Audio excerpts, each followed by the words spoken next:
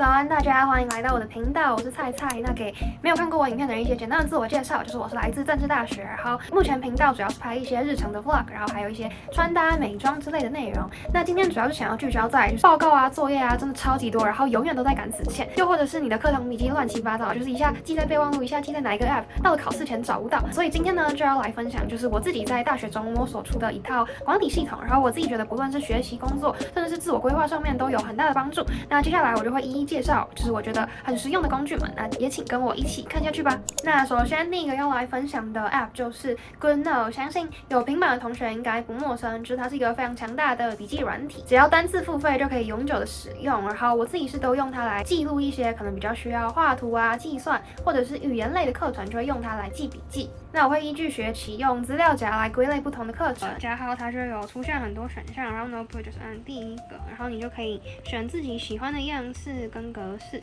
那我自己是都用这个，然后按 Create 它就会有一个笔记本，然后笔记本跟笔记本之间它也都会就是会有不同的 tab， 所以不会影响到彼此。然后就以我实际就是有在做笔记的日文，然后来跟你们做一下示范，它大概有哪些功能。首先笔刷的话，我自己都是用他们这个 Brush Pen， 然后它写起来大概是这个样子，然后我自己觉得是蛮滑顺的。然后荧光笔画起来就是这样子，然后你越叠加它就会越来越深，越来越深，越来越深，还有那种就是真的在画的那种实感。然后还有这种就是你可以就是画这种直线的工具，你只要长按它就会变成好看的形状。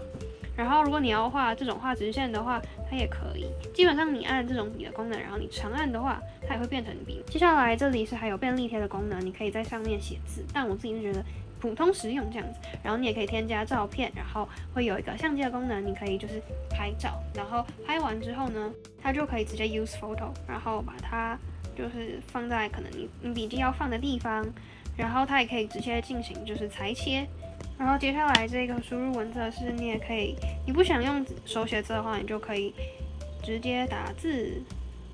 它里面也会有一些字型供你选择，你就把它放，然后找你喜欢的字体就好了。然后它另外呢，这个套索功能也是里面最方便的，就是它可以直接把它套起来，然后把它删掉。然后同时呢，就是如果你觉得比如说你的字你觉得写得太小了，你也可以直接这样把它圈起来，然后进行放大啊、缩小。那另外呢，就是它也有分屏的功能，你想要可能一边看资料一边做笔记，又或者是一边查资料一边做笔记，它都 OK。所以呢，我觉得这样子可以加快你学习的效率。那另外就是手写笔记 App 也会有人担心说可能自己的字不是这么好看，那我这边也有解决方法，就是呢，你可以先去网站上面去搜寻免费的字体，然后下载它的档案。然后档案的格式应该是 TTF 档，然后之后你再去 App Store 上面下载一个叫 iPhone 的软体，把这个 TTF 档汇入之后，然后依照它的步骤去做，你之后在 GoodNote 上面就可以套用这个字体。那不论你是想要就是直接打字套用字体，又或者是你想要用手写字，之后再用 GoodNote 上面的 Convert 的功能把它套用成就是你下载那个字体都可以。那这也可以连接到我觉得看的舒适，其实对我学习来讲也是很重要的一环。我喜欢加一些可能 GoodNote 他们内建会有一些低饱和的莫兰迪色，你可以去小红书上面找一些可能笔记啊，然后有些笔记他们都会附一些色卡给你使用，然后你就可以下载那个图片，然后去 GoodNote 的小吸管上面直接把那个颜色加进去。对，那之后你就可以用这些颜色去做你的笔记。我很喜欢把就是我的学习的工具用成是我自己喜欢的样子，这样子会增加我学习的意愿。那接下来就来到了第二个工具，是叫做 WPS Office。简单来说，它就是一个整合所有 Office 工具的平台，然后大部分功能都免费，然后也可以在多装置上面去做使用。那它和 Word、Excel、PPT 它们的格式是完全相容的，所以可以实现在一个平台上面就可以无限的转档，然后也不用担心说格式会跑掉。那没有使用过的人也不用担心，因为它的界面其实就跟 Office 差不多，所以也很清楚易懂，不用担心说很难上手。那值得 highlight 的，我觉得还有它大量的 PDF 功能，不论你是要可能加图片、加字、加页都可以。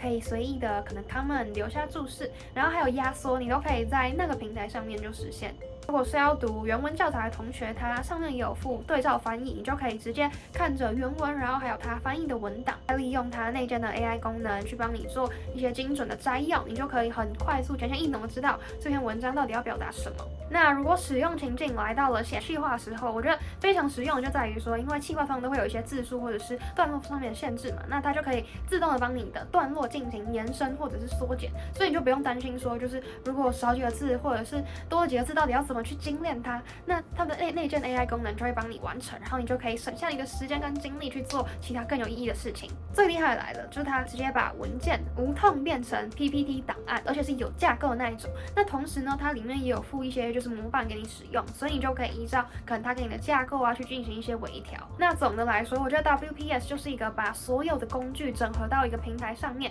无论是转档、编辑、压缩，你都不用去进行跨平台的切换，你只要在一个平台上就可以实现这所有的功能。同时呢，顺应这个 AI 的潮流，它也可以用一些它里面的智慧功能去省一些你的精力，然后让做事变得更有效率一些。我觉得不论是对学生又或者是上班族来说都蛮实用的。那以上介绍的2个工具都是要付钱的，然后 GoodNote 它是一次付清，然后 WPS 则是缴年费。不过呢，就是 WPS 它其实也有蛮多免费功能可以试用，所以我个人建议是，就是你可以试试看免费的版本，然后在使用之后，如果你觉得有哪些付费功能是你真的很想要的话，然后你再去进行购买。接下来到了第3个学习工具，就是 Notion。我个人觉得它是非常强大的客制化学习工具，然后也是专案管理的工具，然后它目前也是我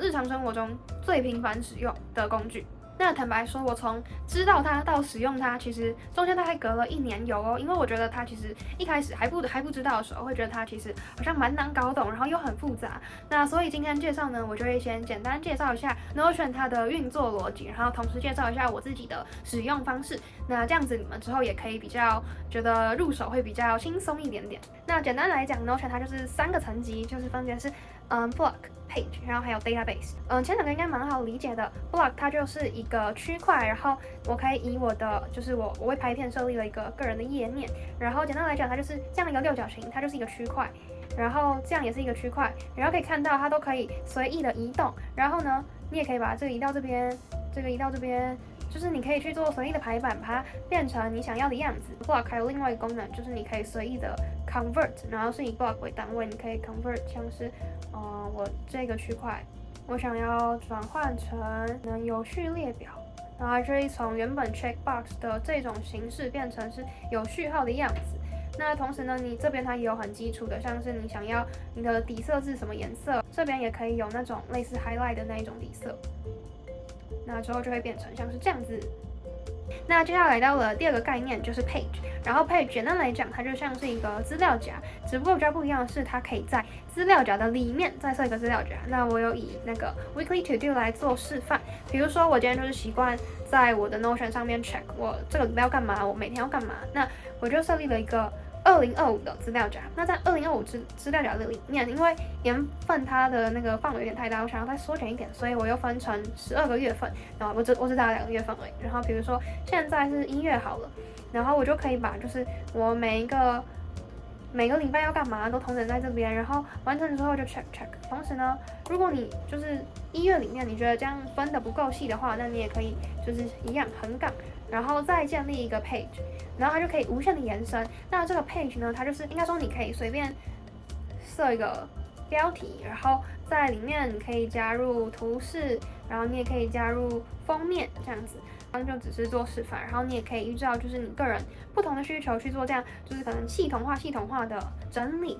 Page 还有一个功能，就是比如说我现在已经在资料夹建立了一个资料夹，然后这个资料夹它其实不用是一定存在于这里，它也可以就是拷贝连接，然后去回到你的主画面，然后随便贴在一个就是这个地方。这样子呢，之后你要去找这个资料夹的时候，你就可以不用再点这么多的粉眼，你就可以就是直接在主画面很清楚易懂的点进去，然后就是做你要做的事情就好了。接下来终于来到第3个，就是数据库。我觉得是 Notion 里面偏难懂，但是也是我觉得最厉害、最实用，真的大家都必须要会的功能。然后我会尽量 try my best to 讲的比较简单易懂一点点。好，那 database 数据库简单来讲，它可以比喻成像是 Excel 那样的表格，只不过不一样的是，你可以依照就是你自己的需求去把它填列出很多不一样的属性。那同时呢，就是它每一栏里面也都会有一个资料夹，就是我刚刚讲的 page， 你就可以去把你的知识做更好的整理嘛。像是你可以在你的 page 上面把它设一个标题，然后什么格式，同时呢，你也可以添加很多照片、连结，甚至是档案进去，就比 Excel 单纯只能添加文字就厉害了很多。我这样讲，你们可能还是会有一点不理解，所以我就直接以就是我实习的课程，然后来跟你们做示范。我就有帮我暑期的实习建立了一个资料库，在总览这边就是整个资料库的全貌，然后可以看到上方这一栏就是属性，按这个加号的时候，你就可以再添加不同的属性，然后它也有就是依照可能我们常用的功能呢，去给你一些选项，像是文字就是你可以设立什么名字，然后选取就是像这一栏一样，你可以依照不同的类型去帮它做不同的属性的选取，然后还有状态就是这一栏，其实就是这个。对，那我这边的属性就是依照我自己的需求去做设计，像是日期这边呢，就是那个课是什么时候发生的。那还有这个可以补充的一点就是，如果你在这个加号这边你添增一个日历，你点进去就会发现，你只要在日历这边填一个，比如说你填7月1号，你就可以发现，在7月1号这边点进去就会发现，它就是里面可能你资料夹里面的内容非常的好用。然后这边给大家补充，就是这个是一个总体嘛，就这个页面是一个总体，但是你在旁边设立了这个，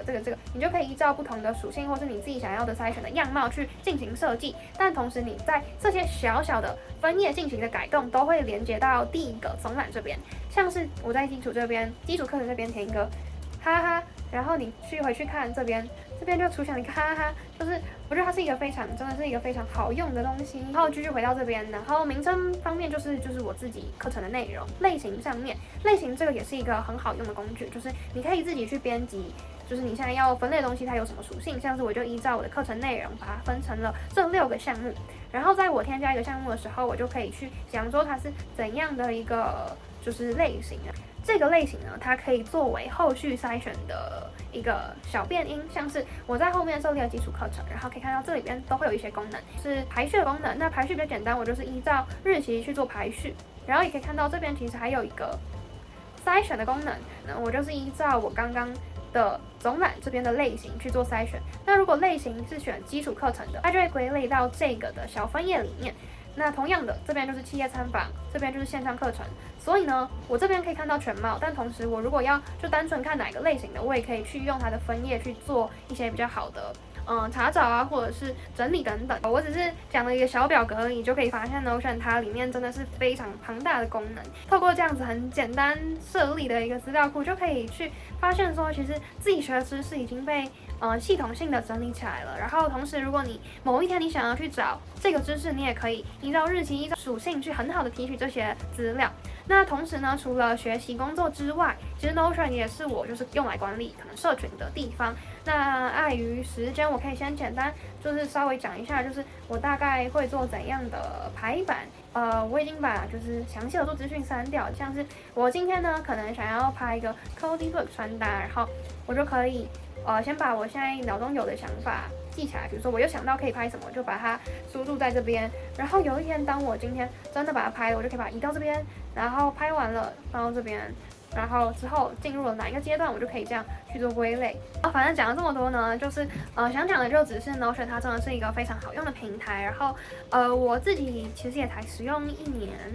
左右而已。未来就是我也会继续想一下，就是该怎么样整理可能我手边的资讯，让它变成一个反正就是更有效率的管理方式这样子。然后如果是 Notion 新手的话，我蛮建议你们可以去网络上先去下载模板，网络上有非常多的资源，然后你可以去找一个适合你的，会比较省时间啦，我觉得。当你今天慢慢使用这个平台，逐渐熟悉之后，你可以再依照自己的需求去调整这些版面的设定啊等等的。对，然后大家如果想要我的模板，也可以在下方留言跟我说。没错。3个工具分享完之后，我也可以来分享一下，就是我很常收到的疑问，就是平板跟笔电到底要选哪一个？哪一个对大学生来讲真的比较实用？那我自己来讲的话，我真的会投笔电一票，因为我觉得笔电上面有太多功能是 iPad 上面很难操作，又或者是就是很难实现的。但相对来讲，就是平板要取代的话，就会比较容易一点。像是可能如果你要画图或者是写东西的话，就是你其实用实际上面的就是那种纸本的笔记本就可以完成了。对，但是笔电的功能，因为它可能会去建立一些资料库啊等等的，然后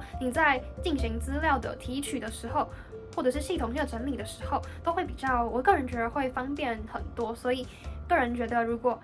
两个工具真的要择一的话，还是会以笔电为优先。最后呢，想要来推荐两个工具，分别是 TimeTree 跟 Reminders， 是 iPhone 内建的。然后我觉得这两个平台就是我比较无脑记，就是有想法的时候就把它记上去的地方。因为我发现自己好像是有一点金鱼脑的人吗？或者是说可能事情有点太多了，所以如果你真的没有在当下先把它记下来的话，就很容易漏东漏西的，然后就我很不希望就是自己可能 miss 掉什么很重要的会啊，或者是约。TimeTree 呢就比较像我的行事历，不论是跟朋友的约，或者是作业的死线啊，影片要交稿日期，我都会记在上面，然后用不同的颜色去呈现。我每天的习惯就是我一早或者是晚上，我就会先划一下我今天要干嘛，然后我明天要做什么，后天要做什么，这样比较好安排我的日程。那至于 Reminder 的话，我就会就是记录一些比较小一点的事情，像是可能我明天以前要领完包裹，或者是我今天要去买卸妆水，又或者是可能后天前要跟厂商讲什么事情，那就会用这个 reminders 来记。然后我觉得用内建还有一个很好的好处，就是它可以直接把 check 的页面把它复制到你的手机的页面上面，所以你就可以在滑手机的时候就看一下有哪一些比较紧急的事情要去完成。我觉得就是会比较减少掉你忘记做什么事情的可能。他们两个一起搭配使用的时候就真的非常方便。那有提到就是我的TimeTree 比较是用在就是可能比较大的事情上面，而 reminders 就是比较小的事情上面，所以在订立目标的时候，我就很常两个 app 交替使用。像是比如说我会设定下礼拜一，比如说有一个经济学的考试，那我就会在我的 daily reminder 上面写说可能礼拜3要读完什么，礼拜4要读完什么。那这样子做的话，我觉得是比较好完成目标啦，就是你可以把你的大目标切成小目标，这样做的话会觉得比较没有那么的负担，也不会可能前一天才发现说我明天有一个大考怎么办，我都还没准备这样子。之前忘记看谁的影片的时候有提到，就是大脑不是用来储存想法，而是用来产生想法的地方。所以目前我自己的做法就是要善加利用市面上的工具去帮大脑管理这些已经有想法或者是任务。那我自己目前这样做下来，也会觉得说，不论是学习或者是工作上面都会更有效率，然后甚至是在我的生活管理上面也会更有条理。那以上呢就是我这次影片想要分享的东西。那如果你觉得这样的影片有帮助的话，不要忘记订阅我，然后按赞分享出去给更多人看到。那我们就下次见，拜拜。是正大，然后的准大是大四生。